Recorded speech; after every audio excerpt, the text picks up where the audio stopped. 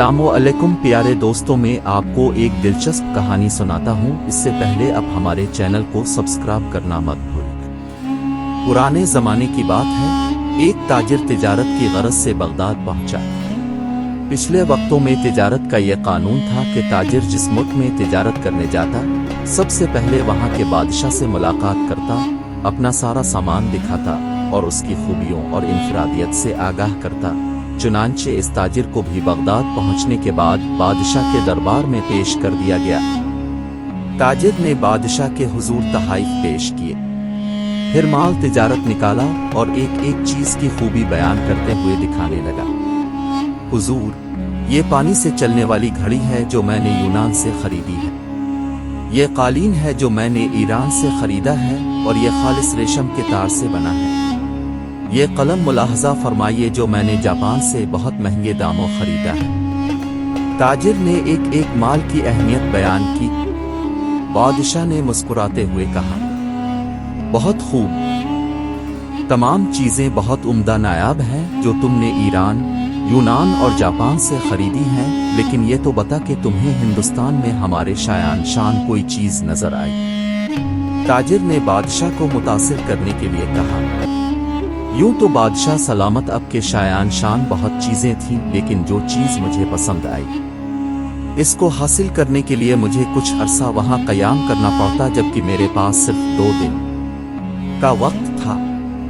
बादशाह ने पूछा, अच्छा वो क्या चीज थी?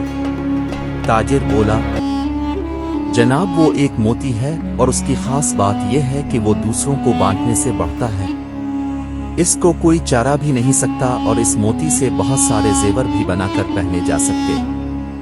बादशाह बहुत मुतासिर हुआ और कहने लगा, मैं इसे हासिल करना चाहता हूँ। और बादशाह ने फौरन अपने एक खास वजीर को बमा सामान वो सवारी इस हिदायत के साथ रुखसत किया कि अब वो मोती लेकर ही लूटे। वजीर अपने मकसद के लिए निकल पड़ा। जंगलों, समंदरों, पहाड़ों और सहरा है गरज ये कि हर जगह की खाक छान मारी, वादी वादी घूमा, हर शख्स से इस नादिर व नायाब मोती का पूछा, मगर सब ने यही कहा कि ऐसा कोई मोती नहीं है जो चोरी ना हो सके और इससे बहुत सारे जेवर बन जाए। लोग उसकी बात सुनकर हंसते और कहते, मुसाफिर पागल हो गया है। यूं ही महीनों बीत गए। नाउम्मीदी के साए गहरे होने लगे, लेकिन बादशाह के सामने नाकाम लौटने का खौफ उसको चैन नहीं लेने दे रहा था।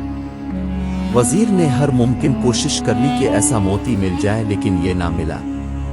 फिर इसने वापसी का इरादा कर लिया। वजीर अपनी नाकामी पर ज़ारो क़तार रोता हुआ जंगल से गुजर रहा था। रात काफी हो चुकी थी और वजीर बहुत थक भी गया था। एक दरख्त के पास आराम के इरादे से लेटा ही था कि इसी लम्हे एक रोशनी अपनी जानिब बढ़ती हुई नजर आई। पहले तो वजीर डर गया, मगर फिर एक आवाज ने इसको हौसला दिया, अरे नौजवान, डरो मत, मैं अच्छी पेरी हूँ। बताओ तुम्हारे साथ क्या मसला है? तुम मुद्दतों से थके हुए मुसाफिर मालूम होते हो। बताओ मैं तुम्हारी क्या मदद करूँ? वजीर ने अपनी दास्तान सुनाई कि उसे जिस मोती की तलाश थी वो कहीं नहीं मिला। अब अच्छी पेरी वजीर के सामने आ चुकी थी और वो वजीर की बात सुनकर बेसाख्ता हंसने लगी। फिर बोली, अफसोस कि तुमने अक्ल से काम ना लिया और महज एक मोती की तलाश में महीनों मारे मारे फिरते रहे। वजीर बोला, अच्छी पेरी, मैं तुम्हारा मतलब नहीं समझा।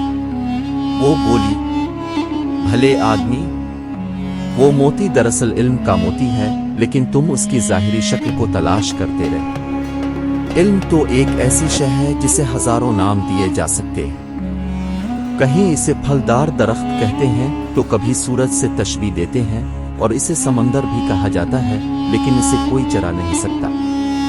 लेकिन इससे जेवर बनाने वाली सिफत? वजीर ने हैरत से पूछा। पेरी ने मुस्कुराते हुए कहा, इल्म की बहुत सारी सिफात हैं। तुम इस मोती की सूरत को क्यों तलाश करते हो? याद रखो, हर शय की तासीर का ताल्लुक उसके नाम से नहीं बल्कि इसकी अंदरूनी खूबियों से होता है। इसी तरह इल्म भी एक नायाब मोती है कि जिससे ये हासिल हो जाए, वो इससे ऐसे ही सज जाता है जैसे इंसान जेवर पहनकर सजता है। और उसे कोई चारा नहीं सकता, बल्कि ये तो बांटने से बढ़ता है, घटता नहीं है।